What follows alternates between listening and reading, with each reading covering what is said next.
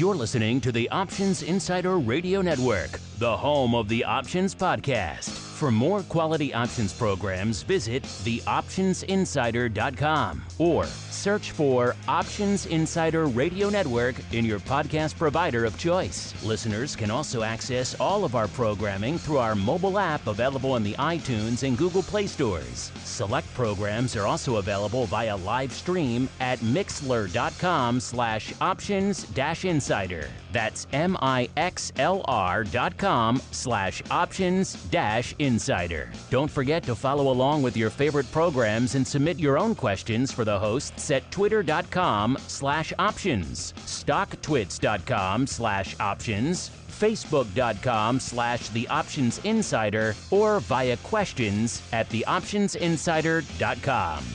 The Options Insider Radio Network is sponsored by Fidelity Investments. Fidelity's Option Trade Builder tool can help you confidently build an options trade in 3 simple steps. Just choose a strategy, select a contract, and then review the benefits and risks of the trade. Learn more about Option Trade Builder at fidelity.com/options. Options trading entails significant risk and is not appropriate for all investors. Certain complex option strategies carry additional risk. Before trading options, contact Fidelity Investments by calling 800-544-5115 to receive a copy of the characteristics and risks of standardized options. Fidelity Brokerage Services, LLC, member NYSE SIPC.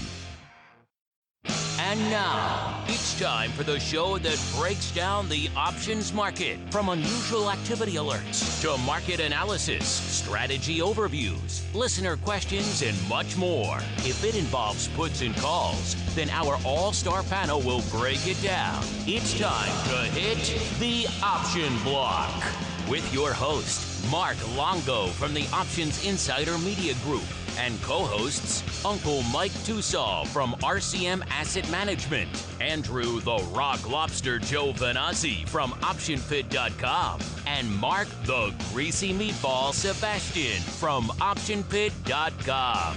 And now, get ready to hit the option block.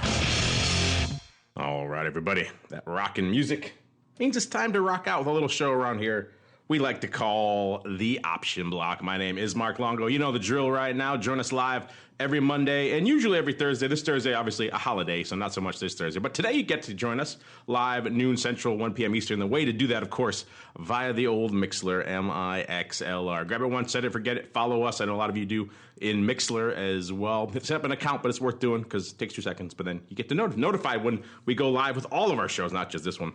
And so you get to join the live magic, which now a lot of you like to have it in your ear holes instantly. You don't have to wait for the podcast. That's the easiest way to go about doing that. Of course, however you listen, hit us up. Questions, comments, insights, pearls of wisdom. We do like to hear from you guys, and you guys have all sorts of interesting questions, comments. See if we can get to some today. Joining me to help me do just this for this jam-packed rockin' start here to a holiday week. First off, let's go out to the quiet, placid, some may say tranquil hinterlands of Chicago, where we are joined by Uncle Mike Tosaw from the appropriately named St. Charles Wealth Management. Uncle Mike, welcome back to the show for this interesting start to the holiday week, sir. Yeah, to say the least. But one thing I do want to do is give a special shout out to the North Stars of St. Charles North High School. They won a very exciting game this past weekend against the Mount Carmel Caravan of Chicago. They are going to the 7A state title game. Make sure you watch them on TV this Saturday. It's going to be very exciting. Go North Stars. Is that the team you coach? It is not. I wish I could say that the team I coach was going to make it, but the Aurora Christian Eagles, we got beat out in the quarter. Finals. But nonetheless, the St. Charles North Stars and Coach Pomasek, they're doing a great job over there. There you go. I'll just assume that you also coach all the teams out there. So I'll just lump you in with that. Go Uncle Mike's team. How about that? There you go. Why not? And joining us, usually he's from his quiet abode on the shores, the lapping shores there of Maine. Today he's actually out. He's out of Maine. So spoiler alert, the population of Maine and the options search volume of Maine just plummeted off a cliff. Nobody's searching for options. It's gone from the leading options search destination in the country now to like probably 47th out there. Because he's gone. He's actually, I believe, in North Carolina, where we are joined by the Rock Lobster, Mr. Andrew Giovinazzi. Mr. G, first off, you just took Maine off the map for options, so congratulations. And then B, hey, maybe North Carolina is going to, I'm going to do a search during the show, see if you have moved North Carolina's needle at all, sir. You know what's funny about this is it's hard to believe that you can move a whole state's option volume, but I think I'm the only option person there. You might literally be, sir. So we shall find out. Maybe during the show, you're going to bump up North Carolina, climbing the ranks from maybe 35th, I'm going to guess, to like 2nd. We shall see. We're going to see a lot of things because it is time for the trading block. It's time to break down the latest topics, trades, and trends in the world of options. It's time for the trading block. All right, everybody, welcome to the trading block. Usually, this is the holiday week here, Thanksgiving coming up in the States here. Of course, our international listeners, you don't celebrate that, but we do. So you guys get a day off regardless, so you're welcome. But either way, the market's not getting the memo that this is supposed to be a quiet week. Everyone's usually heading out for their families and traveling. Big travel week here in the U.S., obviously. Usually a quiet time, but usually sometimes that quietness could lead to thin markets that are sometimes moving. And we're seeing the movement today. I think we're getting some volume, too, so not quite as thin as maybe you would assume for a holiday week. Most of the major indices off pretty aggressively. Dow off over 1.5%. S&P right around that 1.5% mark. The NASDAQ I think the technical term is a drubbing, off 2.66% right now. So just getting crushed. And all of that red on the screen means VIX getting some love back after, kind of getting back into the teens. And we were prognosticating on the Vol Views show that it was going to take a nice, long, slow dip to the downside. Today, not so much, popping back up 2 handles or a few percent fans and or haters, a little over 10, actually almost 12%. There you go. So about 20-30 or so right now in VIX cash land. Since Mr. Rock Lobster, since you are out and about, we'll start with you, sir. What's catching your eye? How are your VIX zones looking? Are we back in the danger zone? I'm guessing no, but you never know. And what else is catching your eye as you hit the road for the first time ever, I think, in your adult life? Oh, you mean leaving the state of Maine? Yes. Yeah, exactly. What we have is we don't have the danger zone. What we have is the I don't know zone. I'm trying to find a better name for that since you're making me name all my zones, but which I think is a good idea, by the way. But we are in the I don't know zone. You know why? And this is why. For everybody that watches the term structure in VIX, the most important thing I think about is the actual slope of the VIX future curve. To me, that is the biggest indicator of market sentiment that you could find, probably the best indicator of market sentiment, because basically what you've got two forces going. You've got the liquidity providers in vol futures, and you have the wide customer base of the vol futures, and they're kind of duking it out. Who thinks what's going to happen. But ultimately, the liquidity provider has to price they price insurance. And what I note is generally the flatter the curve, the more uncertain everybody is. When the curve is steep from front to back, very backward, generally that's like everybody's like everything just sucks and it's going to blow up. That's sort of what everybody thinks. And then when you have the kind of contango, everybody, it's happy. There's, we got a little vol, you got the normal market vol, but nothing crazy. Right now, there is right around 43 cents from back to front. You've got the cash above. So that is just a real volatile, or as in, to me, it's like the intraday vol can be very high, the ATR very high, up or down 30 or 40 handles or whatever, you've got a very wide range. So, this morning, it every time it seems like we open, it wants to get back into the kind of sort of the normal, what I would call like a more normal vol pattern, more contango pattern. It just cannot hold there. And the reason is the Qs. The NDX is literally, it's down 30 handles from the top. It's fallen apart. It looks ugly. It's all just, it's ugly until it's not ugly, and I don't know when that's going to happen. Now, you and I saw a bunch of tech wrecks, plenty of them. At least for me, late 80s, 90s, 2000s. So, it's not the first time, although this is the first one I can think of when I don't know if necessarily if the earnings were bad. I don't think the earnings were bad. They're still growing. I just think, the Qs, I guess, got ahead of themselves, had a huge run, and they're pulling back. And when they stop, nobody knows. So I think we're not going to see VIX subside till volatility in the Qs subside. And at some point, somebody's going to step in and say, okay, well, I think this stuff is cheap enough. But right now, NVIDIA at 150, it was just at 300. Apple in the mid 180s. Okay, we're not there yet. Google, maybe it sees 1,000. Amazon, looks like it's about to break 1,500, maybe down to 1,200. It's not like even that. That's not even a cheap valuation for Amazon. So any of these things can just kind of keep going south. There's no, when you have a pretty good multiple on them, there's nothing to stop them. Amazon seems like it has a hard time going below 1,500, however, and staying there. So, we're at the point, and we need to see, I guess, for these names to stop going down. And at this point, the earnings have come out. I don't think they were all terrible, but it was enough to take all the bloom off the rose and roughly, 30 handles of almost 30 handles of QQQ. So that's not a small amount. So are we in bear territory? Everybody, there's always that, we're in bear territory now. Somebody has to make that call sooner or later. And I think we're there. And to be honest, it's probably time to start looking at some of these to scoop up. But 162, I think the high was 193 for the QQQ, so 30 handles down. A pretty nice, pretty nice retracement. That's 15% from the top, something like that. So volatility is just, it doesn't seem to be getting higher. It's just staying where it is and orbiting at a high level. So I think that's a slightly different trading market. Short term, you want to have some gamma. And then maybe if you want to sell premium, you kind of think of like the longer term, way out of the money. You can sell stuff way out of the money for good dollars. So pick up some NVIDIA at 100, pick up some Apple at 150, pick up some Google at 900.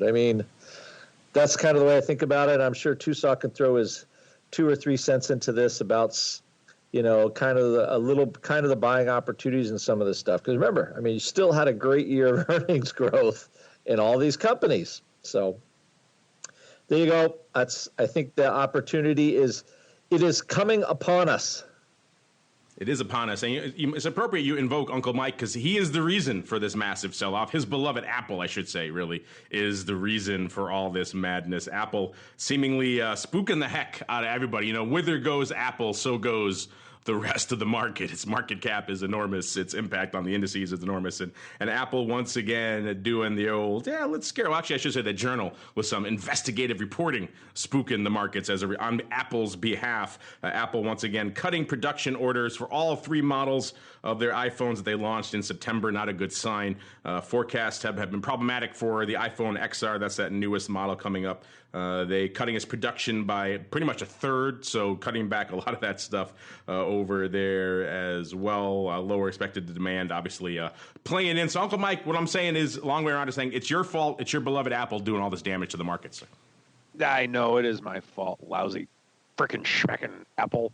Because when you look at it, to add to your point, Mark, just on the looking at the sectors today, technology or XLK, it's down almost 4% on the day, and that's it's down 3.77% as I look at it right now, and that's an entire sector down almost 4%. And when that's the case, it's difficult for a market to be higher, unless for some reason the utilities are down 4%. Then it's really not that big a deal, but on the market itself. But when technology is down that much, that's a big deal. So with that, I think Apple is driving this thing down in a lot of ways. Keep in mind, there are other culprits within this as well. Facebook, just to name one. Facebook's down almost 6% on the day right now. So I suppose it's not all Apple's fault, but I think Apple doing what it's doing with the size of what it's doing is definitely one of the main leaders in bringing the markets down. I don't think anyone would dispute that. Some interesting things of note, or the one interesting thing of note that I'm seeing in this is that financials are down just a little bit over 0.5% in XLF, down only 17 cents on the day when we're getting such a drubbing like this in the marketplace. Pretty interesting to see. The thing to always remember when looking at technology stocks is that when big markets begot big pullbacks. And so what I mean by that is that when you have run-ups like we've had in the FANGs for as long as we've had, you're going to get pretty significantly sized pullbacks on this. And with Apple in the bear market territory, or just right on the cusp of it in terms of being down 20%, you're going to see things like this happen. That's just kind of a cruel fact of life when markets go up very rapidly like they have over the course of the last couple of years. Things like this happen. Now, whether this is a buying opportunity, should it be, should it not be, should you quit writing covered calls on your wheel stocks, which we'll talk about in the strategy block in a little bit, by the way, today. That's up to you to decide in your own individual portfolios. But once again, this is why I emphasize to people that, at least for me anyway, being a long-term bull is fine, but it's very important to have the short-term caution be a major part of what you're doing, because if you don't, then quite honestly, months like these last 4 or 5 weeks can wipe you out really quickly. Be careful out there. Well, speaking of wiping out, that's been happening a little bit of late. I don't mean to laugh. Obviously, it's a sad thing, but we'll get to that in a little bit. I just wanted to, of course, with the option sellers and all the things that's going on out there, and nat gas. Touched on a little bit on TWIFO last week. Hopefully you guys checked out that show. We'll get to more of it in a little bit. So I'm going to hit on some earnings here really quickly, what's going on here this week. Still have some earnings popping off before and after the bell this week. Obviously, it kind of tapers off by Wednesday due to the holiday week for the rest of the week. Tomorrow, we have Target before the open and Best Buy. So if you're into retail right there, that's a place for you. Gap after the bell. So a lot of retail popping off tomorrow here. Today, we have Intuit after the bell, and looks like Jack in the Box maybe as well. Looking here at Best Buy, off about 2.5 handles, or about almost 4%, about 63, a little bit shy of the $64 level here. How's Target looking here? Target about a little bit shy of 78, off about a little over 2% as well, off about nearly 2 handles out there in the Target land. So everything taking it on the chin here this week. Target looks like they're pricing in. Again, you can find these earnings move reports on the optionsinsider.com, or go to orats.com as well. That'll find it for you. And we have these reports that'll break down the vol here in earnings land. We got Target, they're pricing in about $4, which again, the stock at the time of this report was around $80, so a little bit higher than where it is right now. Past expected moves are about $3.50, so a little bit richer than we've seen in the past. And actual moves though were about $4.10. So also a little richer than what they're pricing in. So kind of right in line with what the past historical moves out here for Target is what they're pricing right now. Intuit, let's see, they're pricing about $6.30. That stock was at $2.11 going into the time of this report. The past actual moves were $9.25. So a little cheap out there as well. And they projected in the past, easy for me to say, about $7.34 out there. So richer. They've moved a lot more than they projected of late, and yet still they're pricing in only $6.30 out there, which is kind of interesting as well. Also, what do we got here? Where is it? Here, it's Best Buy. Yes, Best Buy was trading about 66.5 going into this report. They're pricing in almost exactly $6. In the past, they projected a little bit close to that level, about $5.83, so pretty close to where they've been projected in the past. And the actual moves are, surprise, surprise, right around $6. So everyone's kind of in line with past historical moves in terms of what's going on out there. I won't break down all the other stuff, same quarter moves and things like that, because we got a lot to get to here as well. In terms of, I'm sure you guys have seen this story. I think Gunjan from the Journal has been running with it lately. We touched on it a little bit with Mark on Vol Views last week, and of course with a little bit on TWIFO, not specifically the story, just the nat gas move. If you haven't paid attention mentioned the nat gas. I know a lot of you don't. Kind of saw what was effectively, I think you put it in black swan territory to the upside. Nat gas, usually a relatively staid product, vacillates around the mid to high $2 range. If it breaks through 3, that's a big deal. Breaks through 3.5 to the upside, that's a really big deal. It broke up to 4.5 almost. So that wiped out a lot of people, including this fund, optionsellers.com. Go figure from the name what it is that they do. And we've talked about these type of guys a lot. Guys out there who, hawk there's no risk to selling options and all these kind of things. And they go out there with the Rolex and everything else and try to sell you a bill of goods. And this guy, unfortunately, seems like he sold a decent number of people on that bill of goods and then wiped them all out in the process. So I think we have to talk about a lot here on the show, having good risk management. Those short premium trades work until they don't. And when you have to have a plan for the times when they don't. Hopefully it maybe involves you sell spreads rather than just naked writing calls, which just sounds like this is what this guy did. Mr. Rocklops, I don't know if you have any thoughts on this one, but you also have a listener asking for your specific opinion on nat gas, because apparently you're our nat gas expert now, other than being on Twifo. Clinton Burnell wants to know, he's curious of your opinion on nat gas volatility, Andrew. So Andrew, if you've seen this, I'm sure you have, what are your thoughts on yet another fund doing naked selling and blowing out? And then B, if you have any thoughts on nat gas. We'll cheat. We'll let listener get in a little bit early here, sir. Is first off, I think UNG. I was just looking at UNG. It came up with a trade last week in it, which was like a little bit of a back spread in it. Call spreads versus puts. It was the 30, like a 36.44, something like that. Call spread versus the 32 puts, and it's touched kind of both ends of this cycle. So, do I think the volatility is going down? No. And the simple reason is because what caused the vol in the first place? Still really, is it all just short covering? Is this all, some options? Who are they? Optionsellers.com. Everyone's favorite, or former favorite, I should say. Yeah. So the real simple thing is normally, for me, for vol, you have to understand what caused it, and then once you understand what the cause is, then you can decide whether the vol is going to go away or not. Don't quite know what's going on with UNG. I mean, I know there's plenty of gas out there. It seems to be stuck somewhere. There seems to be a squeeze. So I think from a vol point of view, the vol is going to stay here until there's a reason for it not to be here. So that's what I see on all this. Does this qualify, as your friend would say, I believe, a squeezy McSqueezerstein? Is that what he calls these? This is a squeezy McSqueezenstein, which also, so a lot of the normal things you might think about, don't matter when you have nat gas moving at 10% a day or something like that. I mean, how much is it? Are options too expensive? Is 120 vol too expensive? I would say no, because 10% a day is like 160 vol. So is that a sale? I don't know. Are you going to sell the 38s that expire in a few days for $2.47? It could work. Okay, it could work. Or we could be trading 43 and then it doesn't work so well anymore. So another thing too you can look at the curve in that gas. There's always been upside skew. So I think there are places to back spread it that are cheaper if you wanted to, just because the vol's so a little bit lower in the puts versus the underlying if you wanted to. In UNG, usually it's kind of a weird product, but I mean, things are moving so much as a trade.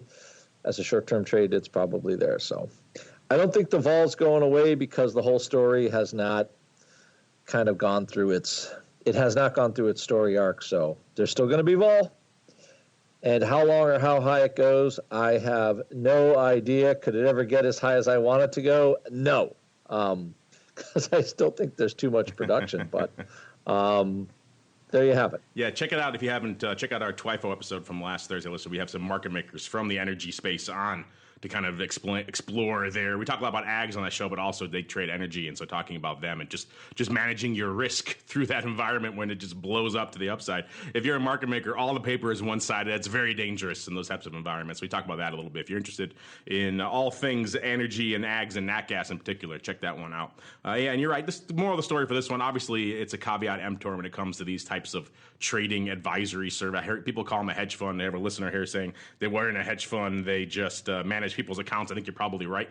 But yeah, whenever everyone's out there hawking the great returns of selling options with no mention of the risk, when they have the expensive watches and the jets and all that stuff, you probably should turn and hightail it the other way. This is obviously a reminder for that. Find an experienced quality educator. There's a reason why we don't have guys like that on our network. They hit us up all the time, all day long. Hey, have you heard about how much money there is to be made selling options? It's not a responsible approach. If you do it, you have to do it in a risk mitigated fashion. Clearly, they did not.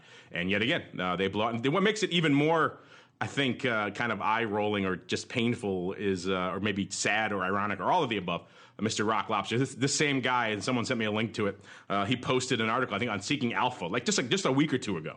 Just going on at length about what a great environment it was for premium selling in nat gas and how volatility is mean reverting and all these things. And I was just like, man, and how nat gas will revert to the mean. And I was like, this guy never heard of long-term capital, apparently.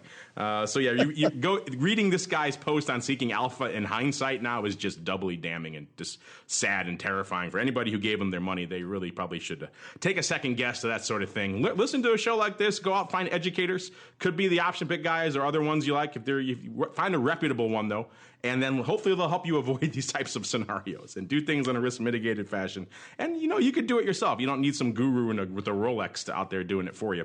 And of course, we see the results yet again, sadly, from this type of stuff. But yeah, the name alone should probably give you caution. Optionsellers.com. You hear that? I want to give that man my money.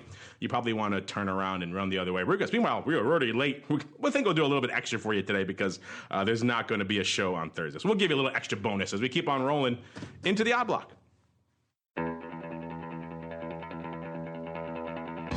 It's time to break down the most interesting, unusual, and downright questionable options activity that's been identified by theoptionsinsider.com. It's time for the Odd Block.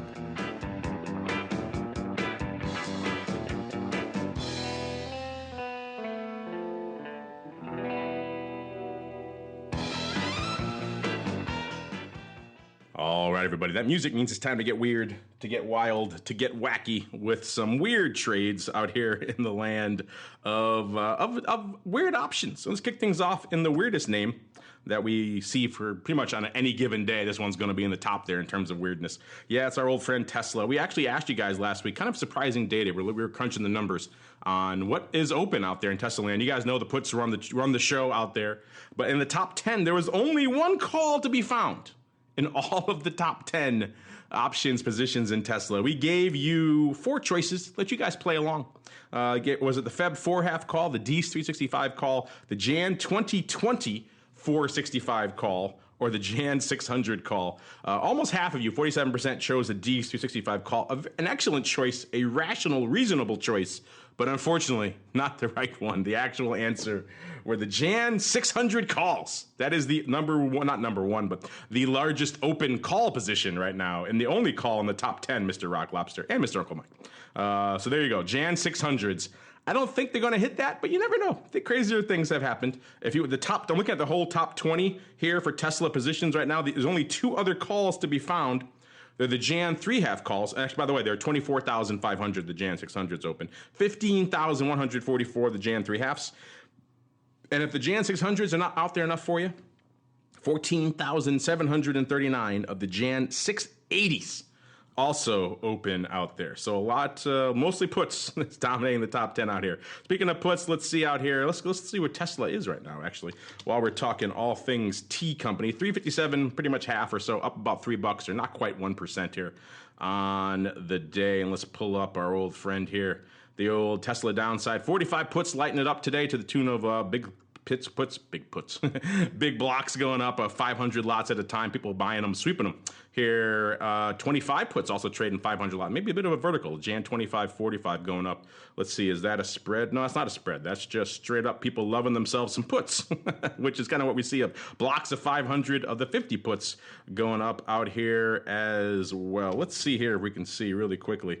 What do we got? DC 253 puts lighting it up today, but not out in the jam. So yeah, the jam puts are trading out here today as you would expect, even though Tesla kind of bucking the trend in NASDAQ land, one of the few greens on the screen. Let's keep on rolling here into some of our actual odd block names. One of the names that's lighting it up today as well is our old favorite Jingdong. Tickers, this is, of course, ticker symbol JD. If you're wondering what the heck Jingdong is, it was formerly 360 Buy. In case you can't figure it out, it's the Chinese e-commerce company, one of the competitors to the one everyone's heard of, which is, of course, Alibaba. They had some earnings popping off. Let's see, and I don't think the market was liking what they were seeing. Let me see here, get the latest quote. Yeah, they're off. They're 22 and a quarter right now, off about 85 cents or so, about 3.5, a little more, about 360. 3.6% out here. We have earnings report for JD as well because they just popped off before the bell. They were trading about 23 even going into their earnings. They were pricing in $1.50. Excuse me, they were pricing in exactly $1.40, and they pretty much got $1.40. So it worked out pretty well. Options pricing in almost exactly correctly. Actually, a little bit less than that now, so premium sellers can close some of that bad boy off. But what we're seeing in today's paper, though, is JD continues to light it up post earnings. In particular, looks like we got some call love, Mr. Rock Lobster. We got the March 26s lighting it up for the $1.05, 36,668 times. This is all open interest, only 3,000 contracts. Total volume on the day was about 41,000 on that strike coming into the showtime. It might be more than that now. Yeah, $1.05 over there on the Philly. Let's just look here. Let's go back. This is not a name I don't think we've discussed on the show before, so a newcomer for us here. Over the past year, this name has traded kind of all over the place. Got as high as almost 51, 50, 68. Got down as low as 21 and a half. So it's had quite the range.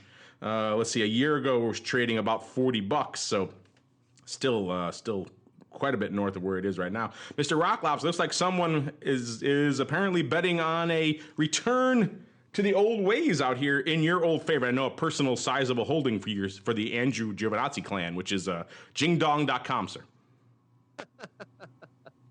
A couple things on Tesla and for our listeners, right? So, like, Tesla to me looks like the perfect call writing stock, as in the level is really high. It's trading at a crazy multiple. Like, however is it going to get to 400? It seems like, logic dictates that it should be a perfect opportunity to sell calls. And it's like, and you think to yourself, it's a no-brainer. So one thing I learned from one of my trading mentors very early is, if it looks too easy, you're probably asking the wrong question. So there's usually a reason why things are priced the way they are. So take that for what it's worth. As much as I would like to sell a bunch of upside calls in Tesla, it's just not something I am going to do. Do I think they make cool cars? Do I think the company's worth $50 billion? No, but from a risk point of view, it's not worth losing. It's just not worth getting taken to the woodshed like that. And we just saw with our friend Option Sellers, right, that what you can do if you just sell calls naked. Hopefully you're not doing that in Tesla, because that's a road to ruin. We recommend spreads. Or the thing I tell you is, if you sell a naked option, that is an investment, meaning you're going to take delivery. You have to assume delivery. Anytime you sell a naked option, you have to assume delivery. Can you afford the delivery? It's a simple question. If you can't, then you shouldn't do it. So just make it really easy on yourself. That put looks real juicy. However, can I afford to buy Priceline at this level? Probably not. Don't sell it, because the chance of you having to do it, and people know that when you get assigned on a short option, the clearing, your broker is relatively remorseless. Somebody is going to assign it, they're going to make you buy the stock, and that's it. So cogitate that for a while. However, this type of trade, like for JD, I love. The stock was just trading $25 or $26. Everything in China looks ugly because of the trade war and all the debt and So, why spend $2,600 on 100 shares of JD when you could spend $1 on a call and see what happens till March? Much, much, much smarter way to trade that. So that's why I think anyway, this is the type of call purchase I like. Plenty of time. The premium is not cheap, however, but what I would call a reasonable risk to get long something. Look at you giving a savvy award to some straight-up upside call buying. Usually we denigrate this type of thing, but you're right. When it comes to loading up on the stock at these levels or taking a bit of a flyer till March, there are worse ways. Obviously, there are better ways you could do it too, but you could do ways to offset that outlay. Usually, Mr. Rocklobster a fan of doing stuff and getting his juice for free. But you saluting a naked upside call buy, sir. Look at you. You get outside of Maine and you start getting crazy on me, which I like. It must be all the soybeans. Yes, that's what the soybeans. All right, let's move on to another name. Name we haven't talked about a little while on the show, but an active one. This is Mattel.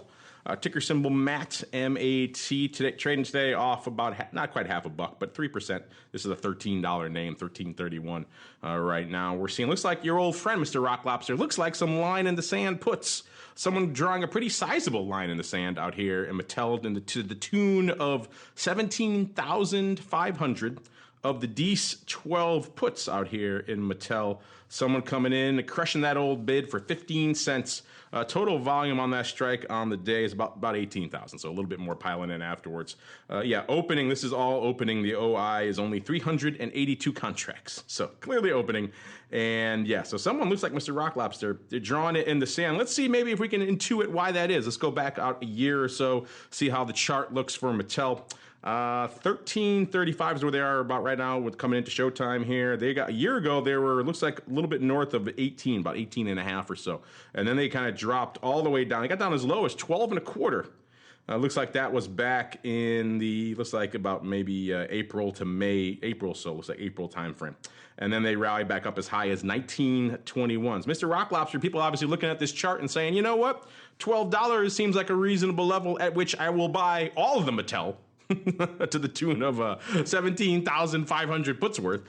So I know you're a fan of drawing a nice little line in the sand. I don't know if you're a fan of 15 cents, but again, stock level, if you see this as the investment it maybe is intended to be, where he wants to buy all the Mattel at $12. So what do you think of it that way, sir? Warren Buffett buying Barbie, is that what he's doing? Maybe he is. I think this is a good way to get into a stock. It does have all the hallmarks of the line in the sand put. And what is this? A multi-year low for Barbie?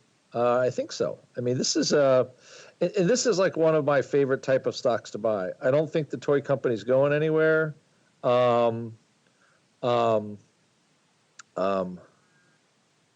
And it's just, to me, it's a classic. That's how you make money buying stocks. You buy them when they're really cheap. After doing this for 30 years, I'm totally convinced of that. It's a lot easier to make money when you buy them when they don't cost anything than when they cost a lot of money. So without trying to sound like, I'm hugely smart, that's about all it is. And you're trading at year lows. The stock really isn't going anywhere, and it's always the death of toys. And somehow we keep producing kids, and they keep still buying toys. So I like this as a line in the sand play and $12, and it's not the hugest amount of premium in the world, but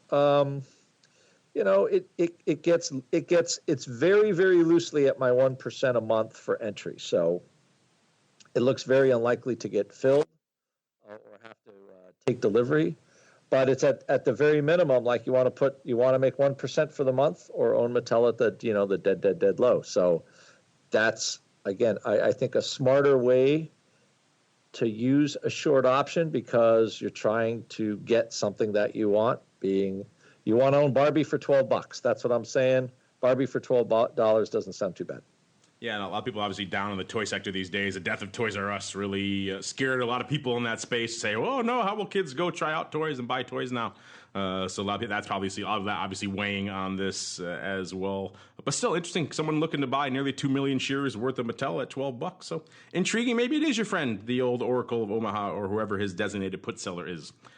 Either way, interesting stuff out here. Working a nice line in the sand. You agree, disagree? You like that line in the sand? You maybe want to buy it cheaper. Maybe you don't like Mattel. Let us know. Maybe you think the Rock Lobster's full of it and that the stock is going to 6. You think those puts are going to be in their face pretty quickly. Hit us up. Let us know as we move on to our final victim here in the odd block today. This is it might be a newcomer here. ESV. If it is, we haven't talked. If it's not, we haven't talked about it in a while. What is ESV? You ask me. This is ENSCO PLC. They are an offshore drilling contractor out of the UK. Their ticker symbol, like I said, ESV. Trading today, $6.50. This is our resident cheapie on the show today. Up nearly 2.5% or 16 cents. So a good day here for good old ESV. Let's see what's lighting it up out here today. What did our Eye of Sauron reveal for us today? Oh, looks like more puts, but different type of puts, Mr. Rock Lobster. Not lying in the sand, but maybe some put love, and to the tune of pretty much slightly out of the money puts. The June 6 puts going up for nearly $1, Mr. Rock Lobster, 10,000 times.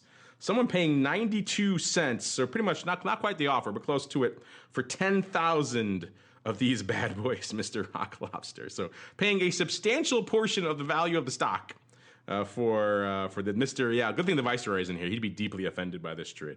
Their earnings are, what are they? They're back in late February. So this is not, it has earnings in it, obviously, for that long of a trade, but not quite an earnings play. This thing, let's see what it's been up to over the past year. A year ago, it was trading right around $6, a little bit shy of where it is right now. And then they got as high as $9.50 not too long ago. It looks like maybe October or so. And as low as I said, actually low was $4.10 back in, looks like a March, April timeframe. So interesting. So maybe you can see why this person is concerned by a little bit of downside, Mr. Rock Lobster, even at this $6 level. A couple of things to think of. First off, what you thought on this trade, and then B, in general, if you want to regale us with your thoughts on spending nearly $1 on puts on a $6.50 stock that go away in about 6 months, sir.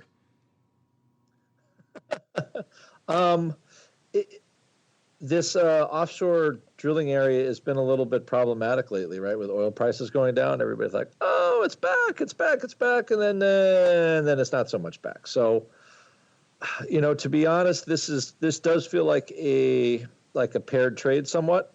It does feel like it could be like a puts in stock type of trade. It was just trading $9 ESV, so it has the look of that, looking for something bigger, but. I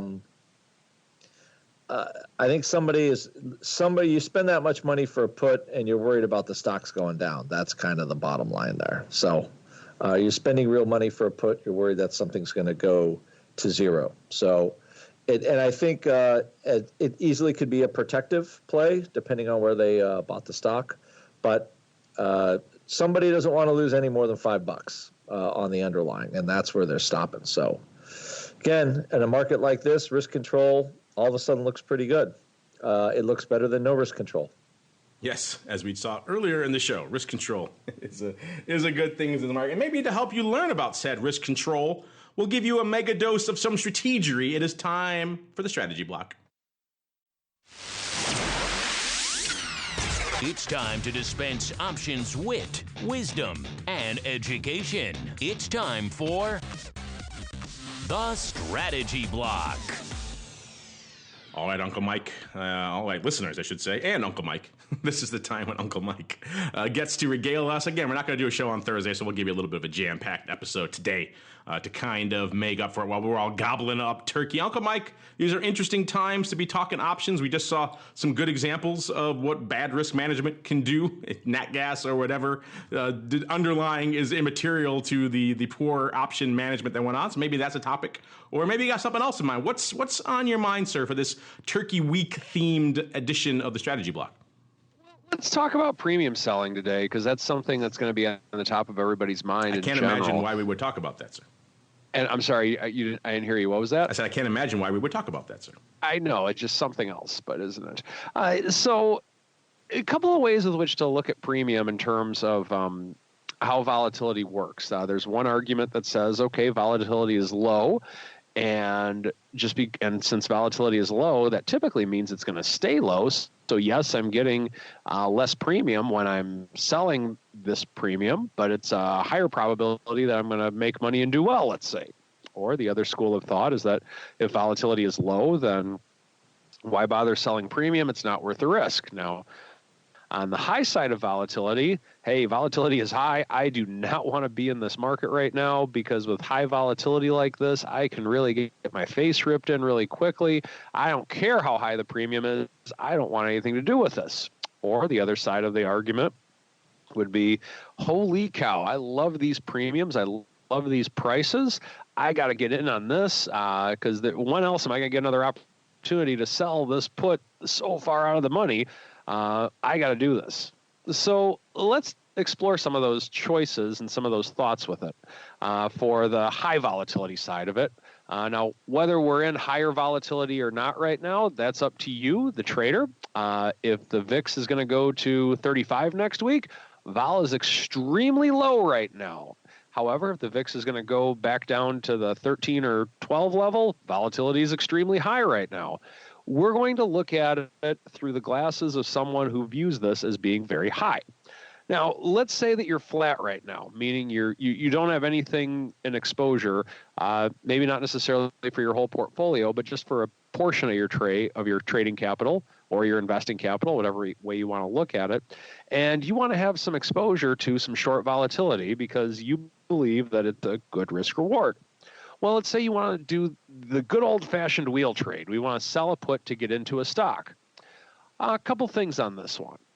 If you're going to do it, the benefit of doing it right now is that you can sell premium a little bit further from where the current price of the underlying is right now, at least in a lot of instances. And just looking at volatility on a macro level, that's going to be true in a lot of cases. So if you are willing to own the stock, then selling a put to get into it right now, if you would like to own the stock anyway, it's not really a bad idea because of the fact that volatility is high. If you know that you want to own this stock anyway, if it goes to the level with which you sell a put, then I think that's something to strongly consider. Now, the thing that I want to mention with this is the if part. If you would like to own that stock anyway.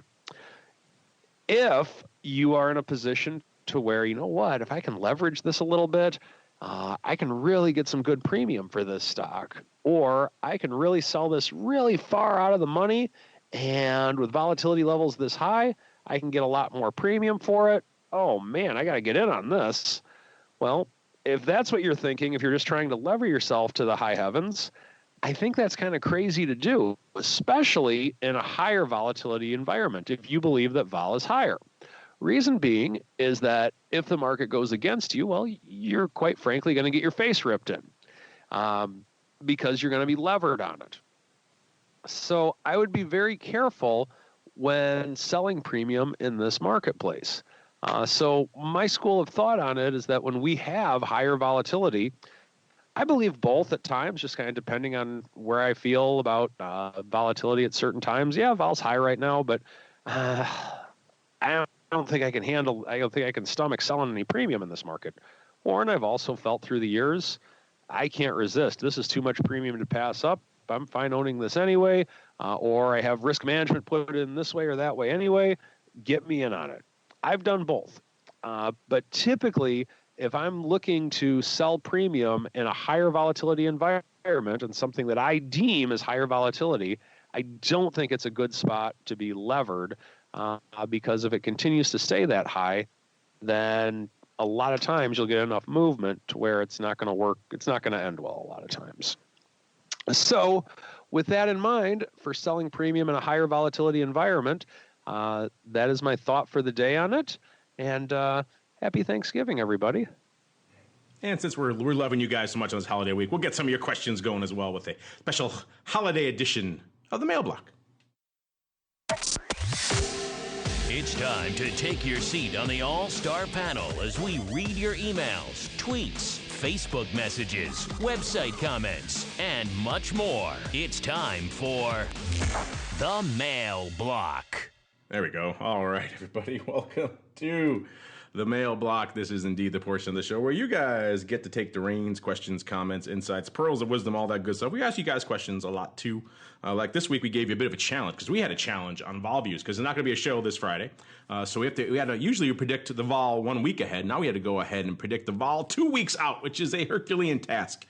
And we recruited a lot of different people in the vol space to help us play ball, and it was kind of fun. A lot of people did. A lot of great guesses coming in from a lot of people. I think the Rock Lobster weighed in there as well with his thoughts. We gave you guys 4 choices, gave you some nice ranges to do so. If you want to, by the way, if you want to play the exact guessing game, you can just reply to that tweet or DM us with your exact guess for the vol, not this Friday, but the week from the VIX Cash at 1 p.m. Central. That's the end of vol view showtime. So it's a challenge. And the closest one, if you get close, and then maybe you win a signed book from the meatball. So there you go. And maybe I'll put a little blurb in it too about why you shouldn't listen to the meatball. I'm just kidding. All right. So 30. So right now, 32% of you choosing the lower range, 16 to about 18.5. 26% saying higher, 21 to 23.5. 24% saying right around here, which is where it was at the time, was right about 19 and change. So 18.5 to about 21, which is pretty much where we are in VIX land right now. And 18% saying we're going to get some crazy ball above 23.5. Again, so far today, it seems like VIX not quite ready to break those levels yet. Up to about 20.5, up about 2.5 handles. So still pretty much in the here category. For volatility. Again, you got over a week left. You got a week and about a half, a little more, a week and 3/4 there. So get your voices heard. If you haven't voted, you want to try to win those prizes, get on over to Ad Options. Make your voice heard there. Let's see here. You got some good questions here. We're talking about selling puts and selling premium. So let's see if we can educate this fellow. This guy wrote in. I tried to explain it to him. He insisted that his way would work. So let's discuss it here on the show. This comes from Steve Giannakopoulos. Hope I didn't butcher it. It's quite the name. He says, it seems right that you can write one put option when you already own 100 shares of the underlying stock. The brokerage can lock and keep the 100 shares of collateral instead of holding cash as collateral. That doesn't happen, though. Why? You could have your long 100 shares forced to sell at the put option strike price if it's in the money and you get assigned. I read you said that. I just don't understand it. Thank you, though. So I tried to explain to this guy. That's not quite how it works. Well, let's go through it again. If you guys want to add something to our friend Steve here as well, feel free. We welcome these kinds of questions. We like people understanding it. This is in reference to what we were talking about last week on the show about how selling puts kind of ties up collateral, ties up margin. You have to be okay with that if you're going to do that. It's not just a free money, free lunch type of trade. But yeah, doing this doesn't help you. It's just risk additive. So you own 100 shares and you sell a put, assuming out of the money put in this case, and then it gets put to you, gets assigned. Guess what? You're buying 100 more shares or whatever the multiple is for how many contracts you sell. So already owning another 100 shares is not going to help you. It's just more money tied up in that stock that's losing money. That's why your broker doesn't view that as an offsetting trade. Now, I think you're confusing this obviously with buying a put and having stock to sell in case you want to have that. That's a different deal. And that's kind of something that is an offsetting risk trade. And that's what people do all the time. Puts in stock. It's kind of a go-to offsetting risk type position. But having stock and then selling more puts is just agreeing effectively, as the Rock Lobster said earlier, to buy more. You're increasing your investment. So the broker doesn't view that as offsetting. The broker views that as you want more of this risk. You want more of this stock. And so therefore, you're going to have to buy more if it goes down there. So you're still going to need to keep the margin for the extra shit because you have to buy more shares.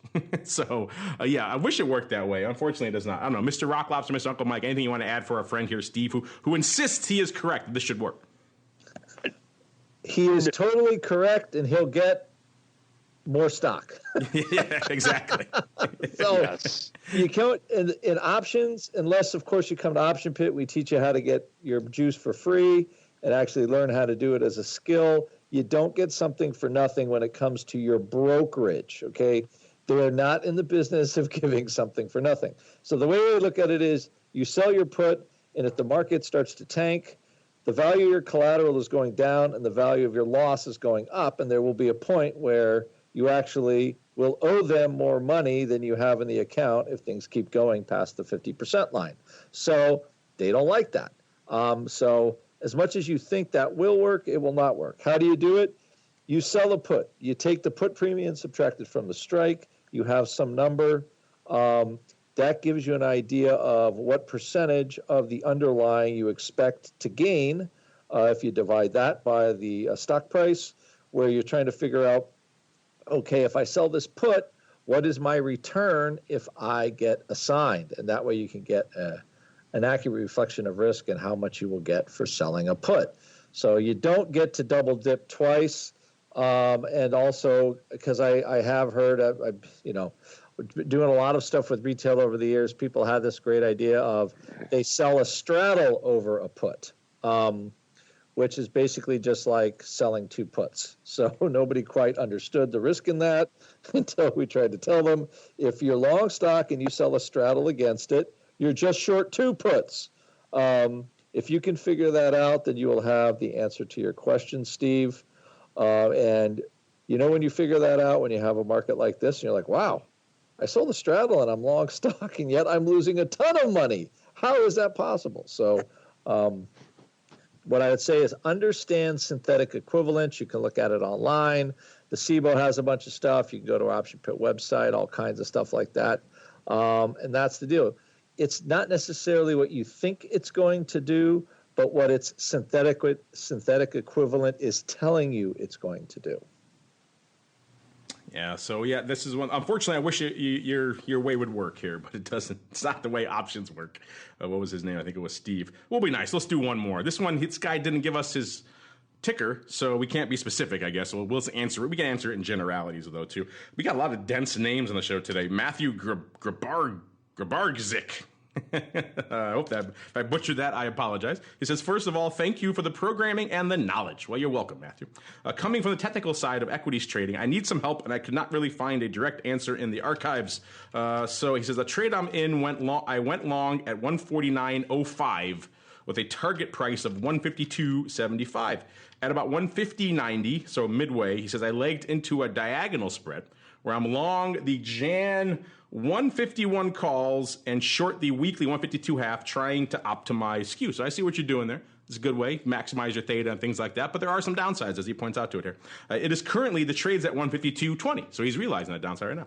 And gamma is kicking my ass. If I wanted to be out of the trade completely by 152.75, how would you suggest adjusting this trade? He followed up, again, I don't know what stock he's talking about. He says, with the dip in the price today, I covered half of the short calls and left on a 2-to-1 ratio of longer dated call into money calls versus the weekly at the money calls to help neutralize the gamma. So it sounds like he solved some of his problem. I thought maybe he was talking Facebook at first. Facebook's way south of the 152 level now, though. It's 132. So I don't know which underlying he is indeed talking about. But this is kind of an interesting theoretical discussion as well. We talked about this before, all the different ways that you could do types of things. That's why we say diagonals are a little bit more of a options kind of 102, or maybe even an options 103 type of topic, because they can come back to bite you in a lot of ways maybe you're not foreseeing. You're seeing that right now, of course, the short leg. If you're short the narrow dated calls, it works good from maximizing a theta perspective. You're getting all that juicy decay. The downside is the flip side of theta is what? Gamma. And you're seeing that right now, going right into the strike. So this kind of, maybe we can answer this generally instead, and let's talk about rolling. I don't know, Mr. Uncle Mike, and maybe we'll start with you. You like to do some diagonals. Maybe not this way. Maybe not longer the out, maybe you do it this way. Maybe you like to do diagonals with if you have a diagonal and the short leg is coming back to, as this guy says, kick your butt with some gamma. When do you like to roll that? Or do you roll? Maybe you don't.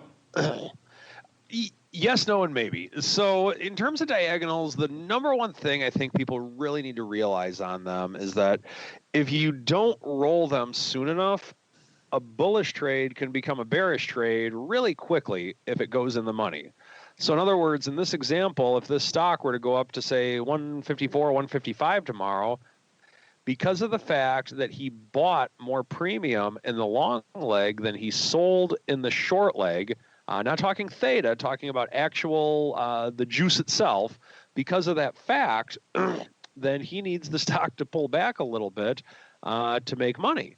And if the stock were to just go to 155, 160, 180, and so on, it's going to become a losing trade. And that's oftentimes a very tough pill to swallow for a newer diagonal spreader. So ultimately, what I like to do with it whenever I'm doing a diagonal spread, in the last couple of years, the first thing that I've really done a lot of is buying some garbage. What I mean by that is that when I'm selling an out-of-the-money call, I'm buying something a little bit above it because in case something like that happened. And it's saved me very frequently, quite honestly, when we've had big rallies. Now, how can I justify buying garbage? Well, typically I like doing diagonal spreads when I believe volatility is lower. And the reason for that is that by buying the longer term leg, you're actually locking in a lower price in terms of how much volatility you're actually buying. And by selling a shorter leg, let's say you're doing that month in, month out, if vol goes higher, then the following month you can sell it for further out of the money or a higher price, whatever the case may be. So I like doing them when vol is typically lower. And then if I buy some garbage, maybe 1 or 2 strike prices out a little bit further, then that horrible feeling that you get when the stock is right by that short strike price, I already have that factored in, knowing that, all right, well, if it continues to go higher, I have the garbage in place that's going to help me if it does continue to go higher. And the garbage typically doesn't cost a lot if it's something that I'd be looking at for a diagonal spread in the first place. So that's how I like to use it. And then in terms of when to get out, it's kind of more based upon my risk management as well as my buy-sell indicators on there. So when to roll the short leg of a diagonal spread, I really believe that if you're in a low vol trade, that just buying a little bit of garbage, same month as the front month, can really help out that trade a lot. If you need the garbage once a year, it more than pays for itself, in my opinion. And that's how I like to look at it. Might be a strategy block down the road, buying garbage. Let's buy some garbage. When to buy some garbage. I kind of like that term. Uncle Mike, buying garbage. That could be the title of your new book. Buying garbage. Buy that garbage. With Uncle Mike. By the way, my crack team just informed me that he's talking about IWM. So he had the Russell 2000 is what he was trading, which today's pullback off of 2.25% in the Russell as well means those short calls are no longer kicking his butt anymore. He may not be as happy on the long 2-to-1 ratio he's got out there, but at the very least, he's had a chance now, I think, to cover all of those 152 halves. Maybe he's readjusted. Maybe he shows a more aggressive strike. Maybe he's going to go out and buy some garbage. I don't know. That's an interesting suggestion. Mr. Rock Lobster, are you a fan of buying garbage? And if you have anything for our friend here who likes to short the Russell in his diagonals, now is the time, sir, or forever hold your peace. I have to be honest with you, diagonals annoy me. I mean, it's not a bad way to control short. Diagonals well, as a trader, you just sit and watch them, and then they go, am I making anything? Am I not making anything? I don't think they make terrible ways to buy stock. But shorting stock with them, it seems like you have to take that diagonal risk for just not a lot of dollars. So I think as a short-term trade, every once in a while, they can be interesting. But, I mean, like a direct market short, you might as well be watching paint dry. So it's not let's just say it's not my favorite. There you go. That might be your quote of the season here, sir. Diagonal spreads annoy me. Uncle Mike's buying garbage. You hate diagonals. We're learning lots of interesting things here from you guys today about maybe personal, maybe more than we need to know personality-wise here. So let's keep on rolling before we scare ourselves into our final segment. Let's go around the block.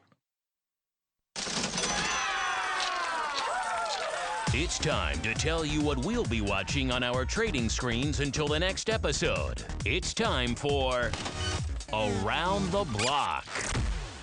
All right, everybody. I think we're all kind of watching this week. Again, it is a truncated holiday week, so one of the usual questions we get this time of year is what's going to happen with the decay? The decay not coming out today yet, listeners, because we got a little bit of a sell-off on our hands. But once this mitigates, if indeed it does, we'll probably see some of that coming in. Obviously, we got the Wednesday session, then Thursday we're off, and then Friday a truncated session. So all things being tranquil and calm, we should probably already see some of that vol coming out for the holiday week. But this so far, not so much. So I guess if things quiet off by tomorrow afternoon, Mr. Rocklobster, we'll see a nice vol implosion going on there. We do have some earnings, like I mentioned, coming up tomorrow. We have Target and Best Buy before they open, Lowe's as well, and Kohl's. I guess it's just retail day, big box retail day tomorrow. After the bell, we've got BJ's and Gap and Foot Locker. So pick your retail segment. You got you covered tomorrow on the earnings. Into it after the bell today. So still has some stuff to watch here on this very truncated holiday week. Mr. Uncle Mike, we'll start with you, sir.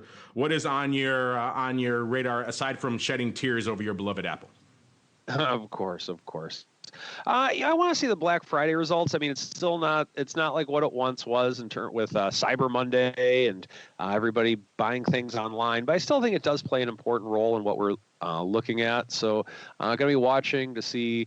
Definitely not going out any stores on Black Friday if I can help it. That's for sure. But definitely going to watch to see what things do and how that actually works out as we do this. And just watch to see how Apple can react to being put into a bear market, which is going to be interesting. I think that if Apple starts coming back, I think it'll pull the market back with it really quickly.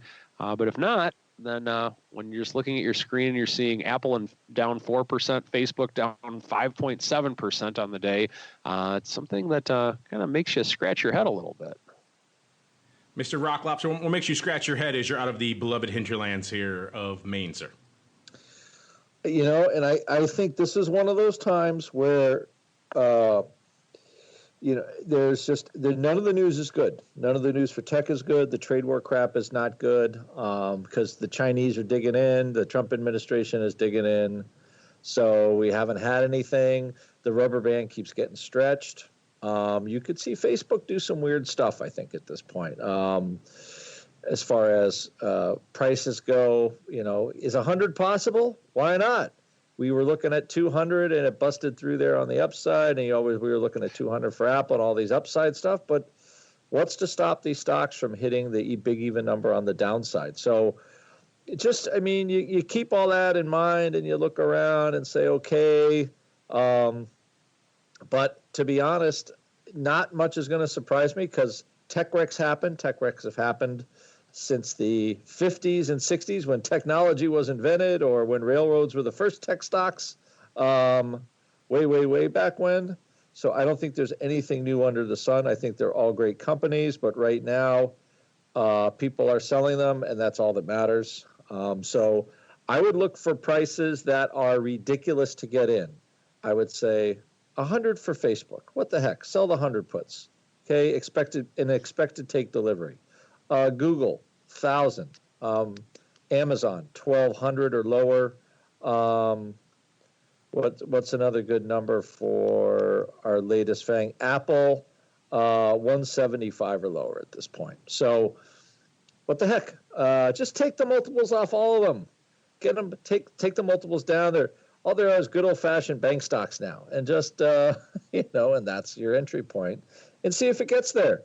Worst thing comes to worst, you have probably some pretty decent put premium, but you've got to be willing and want to take some dollars. So, I lightened personally a little bit last week on that rally to 180, and I dumped a lot of my portions of Qs and a lot of the tech that I owned, and I'll buy them back. I'm still, I think I'm still up some money, but there's nothing wrong with trading it a little bit either. So anyway, I think it's crazy town, but when it's crazy town, you put in crazy bids and see what happens. Crazy town. Get some crazy town scoops there, courtesy of The Rock. I like you referring all those tech wrecks from the 50s and 60s when you were just a wee middle-aged man back then. All talking about your memories of the early tech days. I love it. Good stuff. If listeners want to learn more, Mr. Rock Lobster, about what you guys have cooking here, where should they go? What should they do, sir? Our next Saturday class, Greek Risk, coming in early December. If you don't understand about how to manage all this stuff, might as well learn how. Learn how to look at it the right way, and you'll be surprised much less often. Yeah, avoid surprise. Actually, that's a good tagline for an option educator. Avoid surprises. Learn about options now. Optionpit.com is the place to go. Mr. Uncle Mike, same thing. If I want to learn about buying buying garbage, or indeed, maybe I want to avoid surprises with you, sir. Where should I go? What should I do? Oh, by all. Uh-oh. Did we lose? Are you there, sir? Me. Oh, no. The internet is conked out there in St. Charles. Can you hear me? Can you hear me? There we go. Now I can hear you. All right. By all means, come and visit my website at www.stcharleswealth.com or shoot me an email at mtosaw@stcharleswealth.com. And feel free to contact me whenever you'd like, and probably about another, we'll have likely one more option trader club before the holiday, but keep posted for that. And that is all. There you go, stcharleswealth.com. Click on the Fox, see what you get, win some prizes, all sorts of fun stuff. stcharleswealth.com. Like I mentioned earlier, this is going to be our last live show for the week, but don't worry, we'll have you covered on the podcast version there, so you'll be able to check all that good stuff out there as well. By the way, if you're trying to check out the archives, we're doing some work over there on the archives, so they're not available on the website right now, but of course, as always, you can still find all of our archives for all of our shows by all the usual platforms. You guys get them, your iTunes, your TuneIn, your Stitchers. Grab the stock, grab the RSS feed if you want. You can get them all on all the devices you want, just we're rejiggering on the site. So that's why they can't find those, that's why. But other than that, should be good. You'll have a lot of shows hitting the network this week, so enjoy those. And we'll see you after the holiday here for more of the Option Block.